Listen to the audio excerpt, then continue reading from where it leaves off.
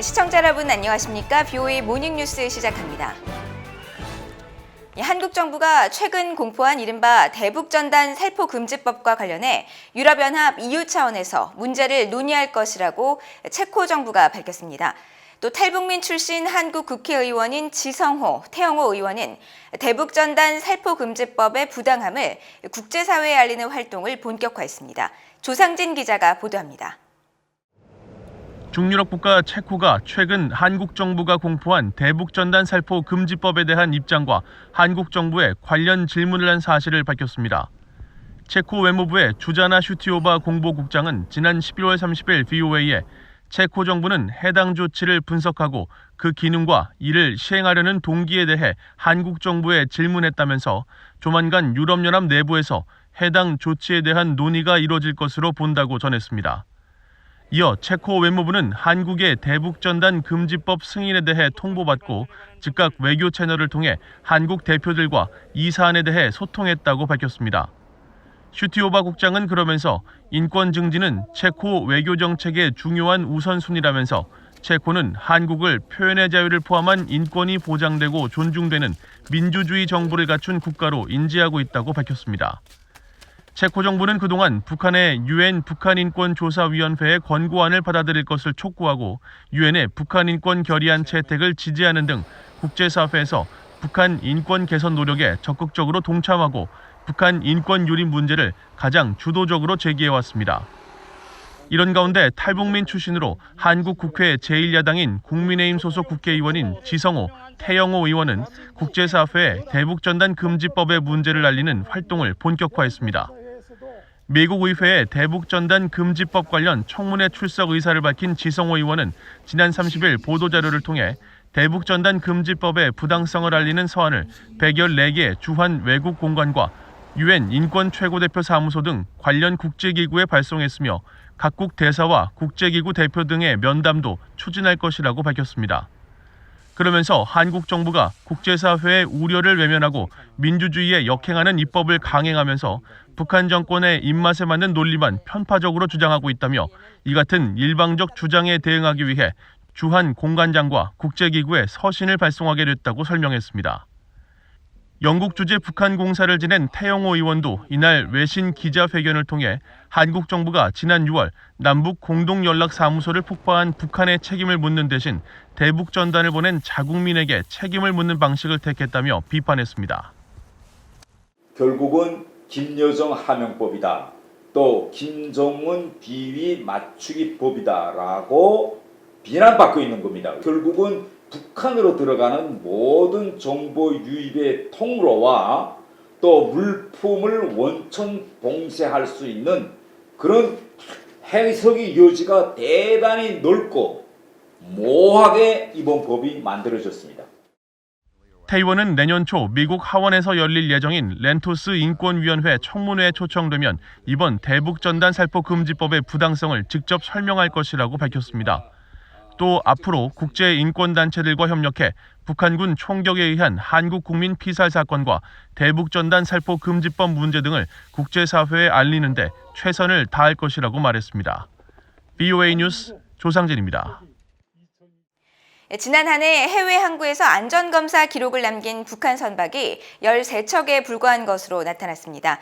신종 코로나 바이러스 여파 등으로 해외 운항이 크게 감소한 데 따른 것으로 보이는데 그나마 안전검사를 받은 선박들은 모두 결함이 발견돼 5년 연속 결함 발견율 100%를 기록했습니다.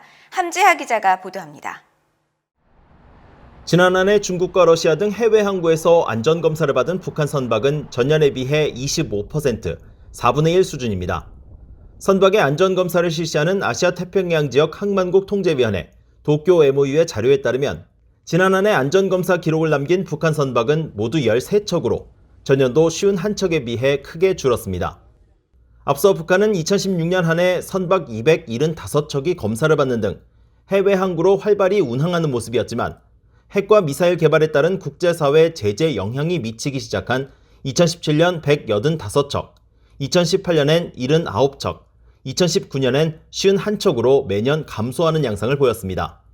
그러나 신종 코로나 바이러스로 인한 북한의 국경 봉쇄 조치가 시행된 지난 한 해는 감소폭이 더 커진 것은 물론 사상 최저 수준으로까지 떨어졌습니다.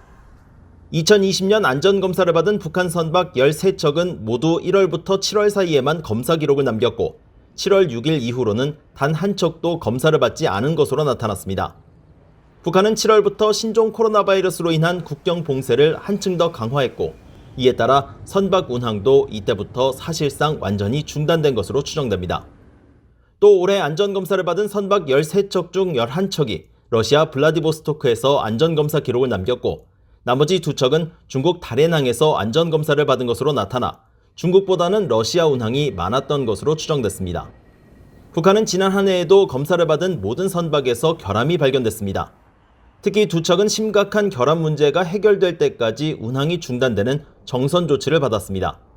북한은 지난 2015년 한 척의 선박을 제외하고 이후 5년 연속 결함 발견율 100%를 기록하고 있으며 지난 2011년부터 올해까지 안전검사를 받은 1,645척 중 단 4척을 제외한 1,641척에서 모두 결함이 발견됐습니다.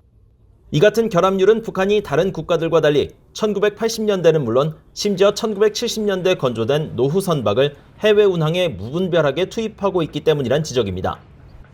VOA 뉴스 함재합니다. 올 한 해 유엔 안보리에 보고된 대북 정제유 공급량이 지난 3년 같은 기간과 비교해 가장 적었던 것으로 파악됐습니다. 하지만 북한의 기름값은 비교적 안정세를 보였는데 이는 북한 경제 침체 상황과 또 불법 정제유 반입을 비롯해 코로나 팬데믹으로 인한 국경 봉쇄 등 복합적인 원인이 작용한 결과일 수 있다는 분석입니다. 오택성 기자가 보도합니다. 유엔 안보리 홈페이지에 공개된 30일 현재 대북 정제유 공급량 보고는 지난 9월 중국의 보고가 마지막입니다. 중국은 지난 9월 한 달 동안 북한에 정제유 583톤을 북한에 공급했다고 보고했고 10월부터 12월까지의 공급량 보고는 하지 않았습니다. 러시아 역시 지난 8월 북한에 정제유 32톤을 공급했다고 한 보고 이후 9월부터 12월까지의 공급량은 공개하지 않았습니다. 유엔 안보리는 북한의 핵 미사일 시험 발사 등에 따른 결의 23975를 통해 대북 정제유 공급량을 해당 월 마지막 날 이후 30일 안에 보고하도록 명시했습니다. 따라서 중국과 러시아는 보고를 지연하고 있거나 해당 월에 북한의 정제유를 공급하지 않았을 수도 있습니다. 지난 1월부터 9월까지 중국이 북한에 공급한 정제유와 1월부터 8월까지 러시아가 공급한 정제유의 양은 모두 17,871톤입니다.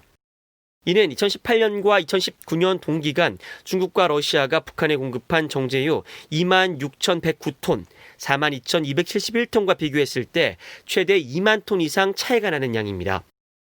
주목되는 것은 올해 북한에 공급된 정제유의 양이 이처럼 적은데도 북한 내 휘발유 가격은 비교적 안정세를 보이고 있다는 점입니다. 일본의 아시아프레스 통신이 공개한 2020년 1월부터 12월까지 북한의 휘발유 가격은 1kg당 북한 돈 9,100원에서 14,300원 사이입니다. 5월 말에서 7월 말 사이 12,000원에서 14,300원으로 비교적 가격이 높았던 때를 제외하면 평균 만원대를 안정적으로 유지했습니다. 북한 경제 전문가인 윌리엄 브라운 미국 조지타운대 교수는 30일 VOA와의 전화통화에서 중국과 러시아의 정제유 공급량이 줄었음에도 가격이 비교적 안정세를 보이는 것은 중국의 지속적인 공급 등 여러 이유가 있다고 분석했습니다. We're pretty sure, almost sure, that China supplies North Korea a continuing flow of crude oil, about 50,000 tons per month. There's a constant flow. Some kind of aid deal that the Chinese have given North Korea. 브라운 교수는 또 북한 내 휘발유뿐만 아니라 다른 물가 역시 오르지 않았다며 이는 악화된 북한 경제 상황으로 인해 전반적으로 물가가 하락했을 수 있다면서 지속되고 있는 코로나 팬데믹 상황 역시 현재 상황에 영향을 끼칠 수 있다고 설명했습니다. Because I think basically the demand for it has dropped in North Korea because of all shutdowns. North Korea has kind of shut down a lot of activity. Yeah, so it's kind of like here, less demand for gasoline. 올해 유엔 안보리에 보고된 대북 정제유 공급량을 배럴로 환산하면 약 14만 1,000배럴입니다. 유엔 안보리는 지난 9월 전문가 패널 보고서를 통해 북한이 불법 환적 등을 통해 연간 수입 한도인 50만 배럴을 넘어 최대 160만 배럴의 정제유를 수입한 것으로 추정하고 관련국들의 공급 중단을 촉구했습니다. VOA 뉴스 오택성입니다. 미국 의회 조사국은 북한이 한국 전역에 도달할 수 있는 수백 기의 단거리 탄도미사일을 보유하고 있을 가능성이 크고 신뢰도는 불확실하지만 일본과 영내 미군 기지에 도달할 수 있는 중거리 탄도미사일도 수십 기를 보유하고 있을 것으로 추정했습니다. 미국 의회 조사국은 최근 갱신한 탄도미사일 방어 보고서를 통해 이같이 밝히면서 북한은 핵탄두로 미국 본토를 타격할 수 있는 대륙간 탄도미사일 ICBM 역량 개발 과정에 있다면서 여러 차례 핵실험을 했지만 핵탄두 장착 탄도미사일이 있었는지 여부는 명확하지 않다고 밝혔습니다. 보고서는 이어 북한 등의 ICBM 위협에 대응해 미국은 2004년부터 알래스카와 캘리포니아 공군기지에 64기의 지상 기반 요격기를 배치했다면서 북한의 중단거리 미사일 공격 방어를 위한 고고도 미사일 방어체계 사드 포대가 한국과 괌의 미군 기지에 배치돼 방어 역량을 유지하고 있다고 강조했습니다. 한국 내 북한 인권단체들이 대북 전단금지법의 문제점과 부당성을 알리는 진정서를 유엔에 제출했다고 밝혔습니다. 북한 인권단체 전환기 정의 워킹그룹과 물망초, 북한 인권시민연합, 북한 정의연대, 북한 인권증진센터 등 한국 내 북한 인권단체 5곳은 지난 12월 30일 공동으로 유엔의 특별보고관 5명에게 대북전단금지법의 문제점을 지적한 진정서를 제출했다고 31일 밝혔습니다. 이들 단체는 진정서에서 대북전단금지법의 표현의 자유 침해 문제와 입법 과정에서 빚어진 쟁점 등을 거론했으며 표현의 자유가 절대적인 것은 아니라는 한국 외교부 장관의 발언과 통일부가 미국 민주주의진흥재단 NED 회장의 발언을 아전 인수식으로 해석해 오해를 빚게 만든 사례 등을 지적한 것으로 전해졌습니다. 또 북한이 한국을 계속 협박하고 인권과 민주주의를 인질로 잡고 있다며 스스로를 위해 싸울 수 없는 북한 주민들을 위해 한국이 나서야 할 때라고 촉구한 것으로 알려졌으며 유엔에서는 해당 서한을 접수한 뒤 사안에 대해 논의하고 한국 정부에 질의 서한을 보낼 예정인 것으로 알려졌습니다. 한국 정부가 최근 공포한 이른바 대북전단금지법은 인권 침해 소지가 있다는 국제사회의 비판을 받고 있다며 정부가 이를 바로잡아야 한다고 반기문 전 유엔 사무총장이 밝혔습니다. 반 전 총장은 지난 12월 31일 자신의 사회연결망 서비스를 통해 공개한 신년서를 통해 대북전단금지법은 북한 요구에 굴복한 반인권법이라는 국제사회 비난을 자초하고 있다며 합당한 후속 조치를 통해 바로잡아야 한다고 말했습니다. 그러면서 인권은 내정이 아닌 인류 보편의 가치로 한국이 인권 문제로 국내외 비판을 받는 현실에 참담함을 금할 수 없다고 지적했습니다.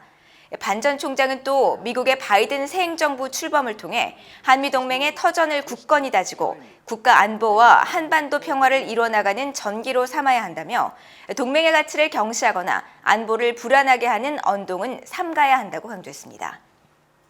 이상으로 BOA 모닝뉴스를 마칩니다. 시청해주신 여러분 고맙습니다.